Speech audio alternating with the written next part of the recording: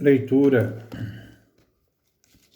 do livro do profeta Daniel, nosso 34º encontro. Daniel, capítulo 11, do versículo 21 a 28. O reinado de Antíoco Epífanes. Antíoco IV Epífanes. Vamos fazer a nossa leitura. Em seu lugar sucederá um miserável, a quem não se dariam as honras da realeza. Mas ele virá sorrateiramente e, com intrigas, tomará o poder. Varrerá exércitos inimigos, aniquilando-os e vencendo também o príncipe da aliança. Embora dispondo de pouca gente, com seus cúmplices, e à força de traições, pouco a pouco se tornará forte. Sorrateiramente entrará nas regiões mais férteis da província, fazendo o que nem seus pais nem seus avós fizeram. Entre seus amigos repartirá os saques, despojos e riquezas, e com tramas atacará as fortalezas. Mas isso vai durar pouco tempo. Em seguida, contando com grande exército, ele atacará o rei do sul. Ele se aprontará para a guerra com um exército muito grande e muito forte, mas não poderá resistir, porque cairá vítima de conspirações. Os mais íntimos, que comem com ele, é que o derrotarão. Seu exército será arrasado e muitos morrerão. Os dois reis, com o pensamento voltado para a prática do mal, se assentarão à mesa para falar mentiras. No entanto, não vão conseguir nada, pois o fim vai esperá-los no prazo certo, marcado. Depois o rei do norte voltará para sua terra com muitas riquezas. Seu pensamento estará voltado contra a Santa Aliança. Depois de fazer o que planejava, ele retornará para a sua terra. Este é o texto que nós vamos refletir no dia de hoje. Versículo 21. Em seu lugar sucederá o miserável, a quem se não dariam as honras da realeza. Mas ele virá sorrateiramente e com intrigas tomará o poder. O poder dos Seleucidas quis favorecer a difusão da cultura helenista, cultura grega, como instrumento da unificação dos povos dominados, das nações submetidas ao seu poder. A consequência foi uma perseguição violenta contra o povo judeu, fiel aos costumes judaicos e à tradição monoteísta. O rei que se trata aqui é Antíoco IV Epífanes, que reinou do ano 175 ao ano 164 a.C. Ele vem apresentado como um homem desprezível. Antíoco usurpou o trono vencendo Demétrio, filho do seu irmão Seleuco IV Filopator. Antíoco IV depôs o sumo sacerdote Onias III e para o posto colocou Jasão. Era a política de helenização da cultura. Onias III foi exilado em Antioquia e depois assassinado por Dafne, como vemos em Daniel, capítulo 9, versículo 26. Antíoco IV usa de astúcia para se impor no poder e recorreu à política de favorecimento a aliados e de profunda crueldade para com os adversários. Versículo 22. Varrerá exércitos inimigos, aniquilando-os e vencendo até o príncipe da aliança. e vencendo até o príncipe da aliança. O príncipe da aliança, vencido e mandado para o exílio em Antioquia, foi Onias III, como falamos no versículo anterior. Ele era o sumo sacerdote de Jerusalém. Ele tentará, isto é, no caso, Antíoco IV, tentará destruir todos os inimigos para impor o seu poder, mas não vai conseguir com os revoltosos judeus. Era o tempo dos Macabeus. Os inimigos eram as tropas de Heliodoro. Onias foi deposto no ano 174 a.C. Ficou prisioneiro na Síria e depois assassinado no ano 170. Versículo 23. Embora disponham de pouca gente com seus cúmplices e a força de traições, pouco a pouco se tornará forte. Aqui se faz referências das intrigas que levaram ao pontificado de Jerusalém Jasão, no ano 174. E depois Menelau, conforme nós vemos em Macabeus, capítulo 4, versículos 7 a 12, depois versículo 23 a 29. Vamos ver esse segundo livro de Macabeus, a citação que acabamos de dizer. Depois que Seleuco morreu, subiu ao trono o rei Antíoco, chamado Epífanes. Foi quando Jasão, irmão de Onias, conseguiu com suborno o cargo do sumo sacerdote. Numa audiência com o rei, Jasão lhe prometeu 13 toneladas de prata, mais 13 toneladas de outros rendimentos. Além disso, daria mais 5 toneladas, se o rei lhe desse permissão para construir uma praça de esportes e uma escola para jovens, além de fazer o recenseamento de cidadãos antioquenos em Jerusalém. Com o consentimento do rei, e após tomar posse do cargo, Jasão passou imediatamente a fazer os seus irmãos de raça adotarem o estilo de vida dos gregos, a helenização. Anulou os favores que o rei concedera aos judeus, graças à intervenção de João, pai de Eupolemo. Este Eupolemo é o mesmo que negociou o pacto de amizade e mútua defesa com os romanos. Isso jamais poderia ser aceito por Antíoco IV. Jasão também aboliu as leis da Constituição e procurava introduzir práticas contrárias à lei. Foi com satisfação que construiu uma praça de esportes abaixo da Acrópole e levou os melhores jovens a usar chapéu chamado pétaso. Era o auge do helenismo e exaltação do modo de viver dos estrangeiros. Tudo por causa da corrupção do ímpio e falso sumo sacerdote Jasão. A coisa chegou a tal ponto que os sacerdotes já não se interessavam pelas funções do altar.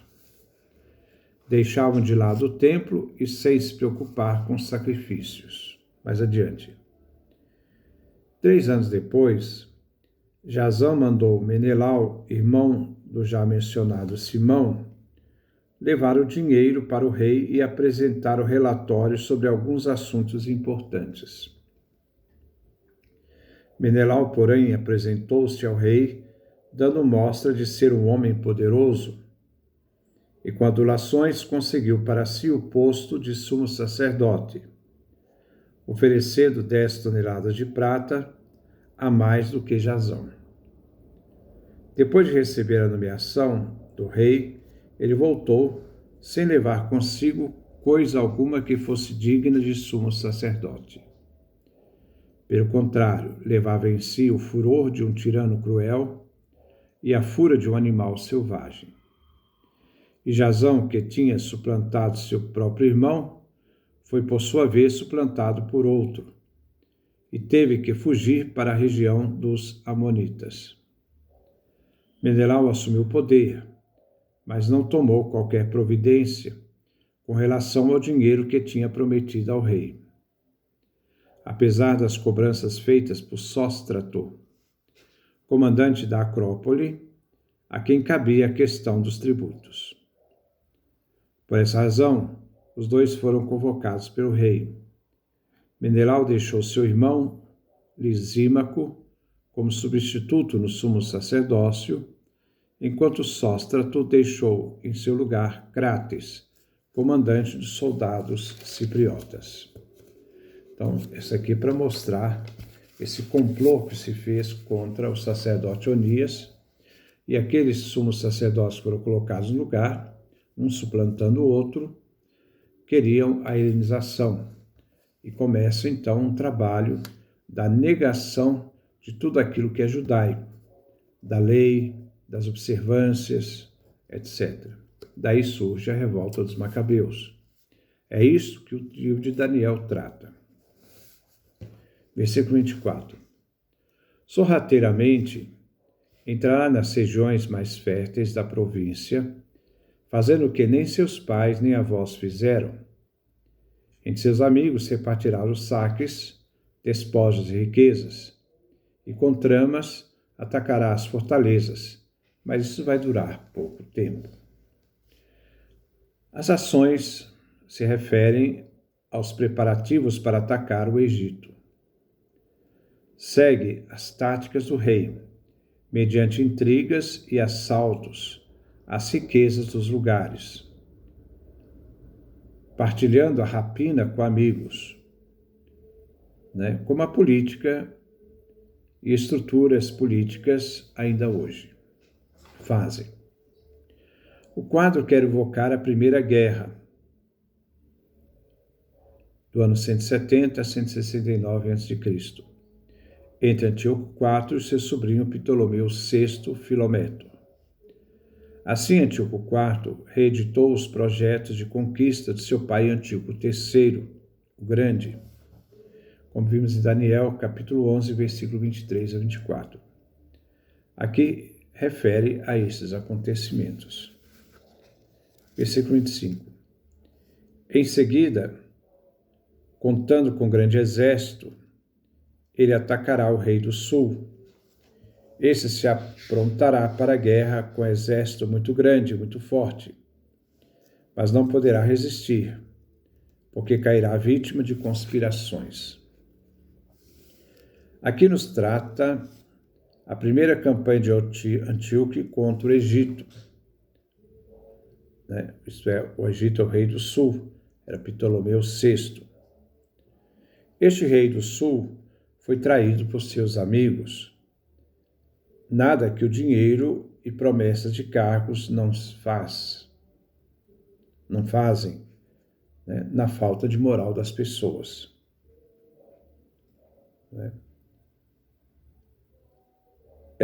Assim, Ptolomeu VI foi derrotado por Antíoco IV. Versículo 26. Os mais íntimos que comem com ele é que o derrotará. O seu exército será arrasado e muitos morrerão. A primeira campanha contra o Egito de Antíoco IV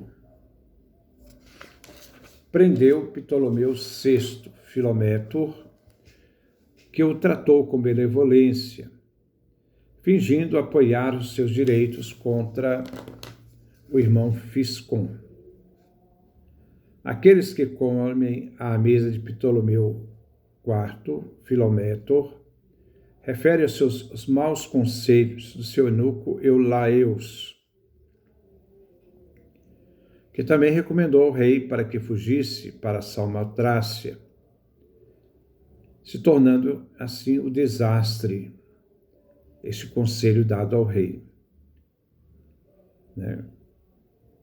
Muitos, então, morreram na batalha. Versículo 27. Os dois reis, com o pensamento voltado para a prática do mal, se assentarão à mesa para falar mentiras. No entanto, não vão conseguir nada, porque o fim vai esperá-los no prazo marcado. Ptolomeu VI Filométor foi derrotado por Antíoco IV no ano 164 a.C. Ele pretendia se tornar um vassalo do rei da Síria, isto é, Antíoco IV. O banquete de amizade foi um jogo de enganos.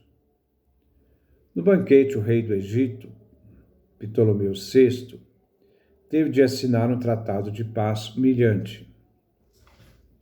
Mas o fim deles ainda não havia acontecido. Irá acontecer mais tarde. Versículo 28. Depois o rei do norte voltará para sua terra com muitas riquezas. O seu pensamento estará voltado contra a Santa Aliança. Depois de fazer o que planejava, ele retornará para sua terra. Antíoco IV, ao retornar para sua terra, pilha o templo de Jerusalém, rouba o templo de Jerusalém. Como vemos em 2 Macabeus, capítulo 15, versículo 21. 2 Macabeus, capítulo 5. Então, retomando. 2 Macabeus, capítulo 5, versículo 15 a 21.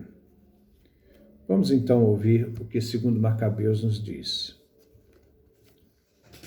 Não satisfeito com isso tudo, Antíoco ainda teve a ousadia de entrar no templo mais sagrado do mundo, tendo por guia Menelau, traidor das leis e da pátria. Com suas mãos impuras, Antíoco pegou as vasilhas sagradas e com suas mãos sacrílicas levou embora os donativos aí depositados por outros reis, para engrandecimento, glória e honra do lugar santo. Antíoco foi arrogante, sem perceber que o Senhor se havia irritado durante breve tempo, por causa dos pecados habitantes da cidade. Era por isso que o Senhor se descuidava do lugar santo. De fato, se eles não se tivessem envolvido em tantos pecados, Antíoco seria imediatamente barrado no seu atrevimento, a poder de chicotadas, logo que chegasse, como aconteceu com Heliodoro, enviado pelo rei Seleuco para fiscalizar o tesouro. Contudo, o Senhor não escolheu o povo para o lugar santo, mas o lugar santo para o povo. Por isso é que o lugar santo, havendo participado das desgraças que ocorreram ao povo, porque os sumos sacerdotes, depois de Onias, se corromperam, depois ficou abandonado no momento da ira do Todo-Poderoso, mas foi restaurado em toda a sua glória quando o Senhor novamente se reconciliou, que foi a vitória dos Macabeus sobre Antíoco IV. Depois de ter roubado 62 toneladas de ouro do templo, Antíoco voltou imediatamente para Antioquia. Em seu orgulho e insolência, ele acreditava que poderia navegar em terra firme e andar a pé dentro do mar. Essas passagens se referem a Antíoco IV. Devem ser lidas juntamente, então, com o segundo livro de Macabeus. Então, esse é o nosso comentário. Depois nós vamos dar continuidade. Que Deus nos dê a sua graça, a sua bênção, sua face resplandeça sobre nós.